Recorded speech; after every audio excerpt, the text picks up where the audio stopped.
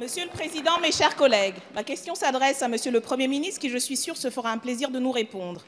Le président Macron a réuni hier à Versailles 140 dirigeants de multinationales pour les convaincre de l'attractivité de la France lors d'un événement élégamment intitulé « Choose Friends ». Vous-même, Monsieur le Premier ministre, ainsi qu'un grand nombre de vos ministres étiez présents à ce grand raout qui rassemblait à huis clos le gratin de la finance prédatrice. Parmi vos illustres invités, un certain nombre sont en effet éminemment remarquables. Prenons Lloyd Blankfein, patron de Goldman Sachs. Son établissement s'est notamment fait remarquer en 2008, avant 2008, maquillant les comptes de la Grèce, puis après cette date, en pariant sur sa faillite, ce qui lui a rapporté une brochette de milliards. On pourrait aussi évoquer Jamie Dimon, patron de JP Morgan, qui a été jugé en 2014 par la justice française pour fraude fiscale, ou les dirigeants d'AXA, Apple ou Amazon, qui ont des rapports plus que troubles avec les paradis fiscaux.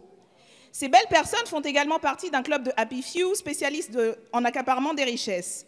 Dans un rapport paru hier, l'ONG Oxfam révélait en effet que 82% des richesses créées dans le monde l'année dernière ont bénéficié aux 1% les plus riches.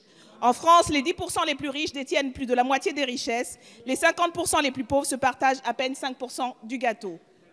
Puisque le président Macron a jugé bon de réunir quelques-unes et quelques-uns surtout des champions du monde de l'irresponsabilité financière, nous souhaiterions avoir des détails sur la teneur de vos discussions. Avez-vous profité de l'occasion pour demander à l'auguste assemblée réunie à grands frais à la cour de Versailles de faire preuve du même sens de sacrifice et de responsabilité que vous exigez des salariés, fonctionnaires ou chômeurs ou chômeuses de ce pays?